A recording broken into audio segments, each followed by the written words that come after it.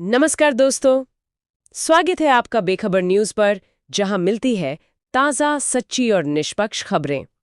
चाहे हो breaking news, ground report या सामाजिक मुद्दों की गहराई से पड़ताल, हम लाते हैं सच बिना किसी एजेंडे के। चैनल को सब्सक्राइब करें, वीडियो को लाइक करें और शेयर करना ना भूलें ताकि सच्चाई हर किसी तक पहुंचे। चलिए अब ध्यान देते हैं चौधरी देवीलाल यूनिवर्सिटी सिरसा के 2025-26 एडमिशन पर। हमारे पास ये यूनिवर्सिटी की हैंडबुक है और मतलब कोशिश रहेगी कि इसमें से सारी काम की बातें निकाल लें। तो सबसे पहले क्या देखें? हाँ, तारीख है, जरूरी डेट्स। ऑनलाइन एप्लीकेशन ये 9 जून से शुरू हो चुकी है और लास्ट डेट है 7 जुलाई 2025। ज्यादा टाइम नहीं है। हाँ बिल्कुल, और ये ध्यान रखना होगा कि पहली काउंसलिंग 10 जुलाई को है, फिर उसकी फीस भरने की लास्ट डेट 13 जुलाई शाम 5 बजे तक की है। अच्छा, मतलब काउंसलिंग के फौरन बाद फीस? जी, और फिर दूसरी और तीसरी काउंसलिंग भी जल्दी है, 14 और 17 जुलाई को। फिजिकल काउंसलिंग और क्लासेस तो 22 जुलाई से ही शुरू हो रही हैं। मतलब सब फटाफट होगा। ये तो तेजी वाला मामला है। अच्छा, इस हैंडबुक में ना नई शिक्षा नीति NEP 2020 उसके तहत काफी नए कोर्स दिख रहे हैं, जैसे ये 4 साल वाले अंडर ग्रेजुएट प्रोग्राम्स। हाँ, वो तो है ही। साथ में 5 साल वाले इंटीग्रेटेड कोर्स भी हैं, BSc, MSc लाइफ साइंसेज में और फिजिकल साइंसेज में भी।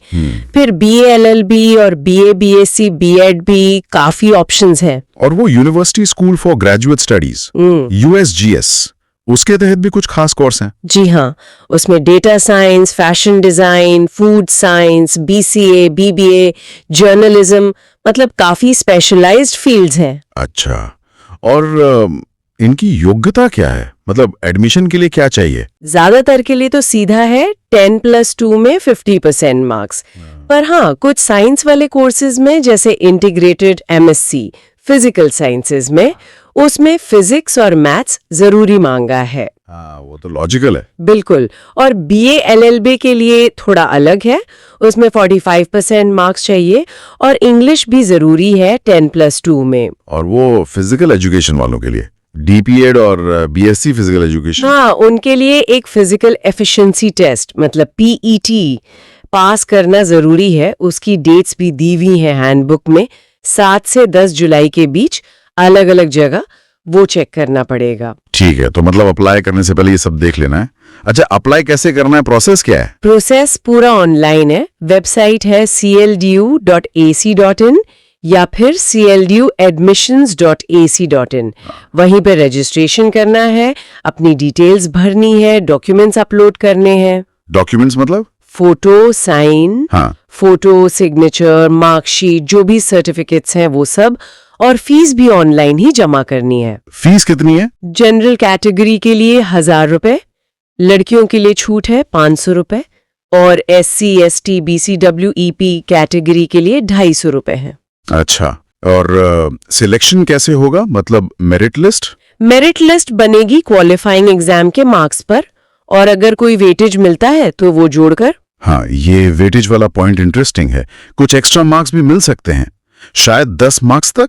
जी हाँ, मैक्सिमम 10 मार्क्स का वेटेज मिल सकता है। जैसे अगर 10+2 हरियाणा की किसी गांव के स्कूल से किया है तो 5 मार्क्स। अच्छा, सीधे 5 मार्क्स? हाँ, और इसके अलावा NCC B सर्टिफिकेट है, या प्रेसिडेंट स्काउट गाइड अवार्ड है, नेशनल टैलेंट अवार्ड है, या कोई स्पोर्ट्स सर्टिफिकेट है मान्यता प्राप्त, तो उसके भी 5 मार्क्स मिल सकते हैं। और BCom वालों के लिए भी कुछ था? हाँ, जो कॉमर्स स्टूडेंट्स BCom के लिए अप्लाई कर रहे हैं उनको सीधे 5 मार्क्स का वेटेज मिलेगा। ये तो बढ़िया है कॉमर्स वालों के लिए।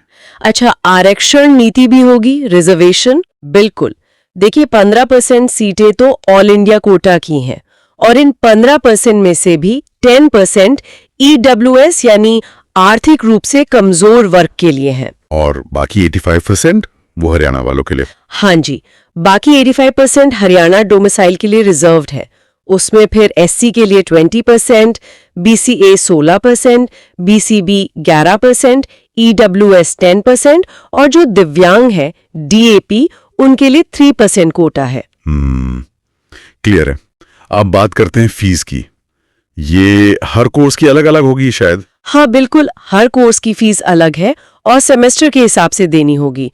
जो ज्यादातर 4 साल वाले नए यूजी प्रोग्राम्स हैं, उनकी फीस करीब 15,000 रुपए प्रति सेमेस्टर है। और प्रोफेशनल कोर्स जैसे बीटेक AIML या B.Pharm, उनकी फीस ज्यादा है, 25,000 रुपीज प्रति सेमेस्टर।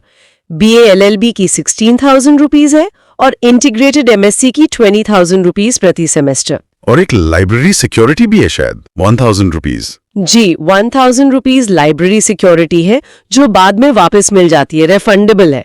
और एक और बात है फीस में, जो लड़कियां BSc कोर्स करेंगी और उनकी फैमिली इनकम 3 लाख सालाना से कम है, हाँ, उनके लिए ट्यूशन फीस माफ करने की सिफारिश की गई है। लेकिन ये अभी फाइनल नहीं है, सरकार की मंजूरी पर निर्भर करेगा। अच्छा, ये एक जरूरी पॉइंट है ध्यान रखने वाला।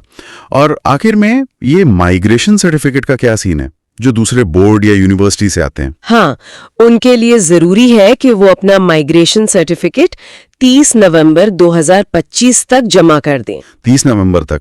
और अगर लेट हो गए तो लेट फीस लगेगी और वो काफी ज्यादा हो सकती है।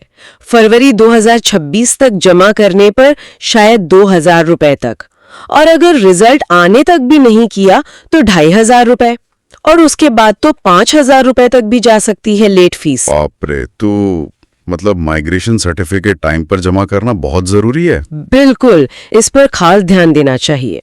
ठीक है, तो अगर हम सारी बातों को समेटें तो मुख्य बातें क्या हैं? पहली, 7 जुलाई तक ऑनलाइन अप्लाई करना है। दूसरी, अपनी एलिजिबिलिटी ध्यान से चेक करनी है। तीसरी, डॉक्यूमेंट्स तैयार रखने हैं। चौथी, फीस और रिजर्वेशन वेटेज को समझ लेना है। और पूरी डिटेल्स के लिए cdlu.ac.in वेबसाइट जरूर देखनी है। बिल्कुल सही। और अंत में एक सोचने वाली बात, जैसे ये यूनिवर्सिटीज अब डेटा साइंस, AML जैसे नए स्पेशलाइज्ड UG कोर्स ला रही हैं, ये पारंपरिक डिग्रियों से कैसे अलग रास्ते बना सकते हैं करियर के लिए? हाँ, ये सोचने वाली बात है। मतलब सिर्फ एडमिशन नहीं, बल्कि ये भी सोचना है कि ये कोर्स भविष्य में कहाँ ले जाएंगे। जी बिल्कुल, ये एक अहम सवाल है आगे के लिए।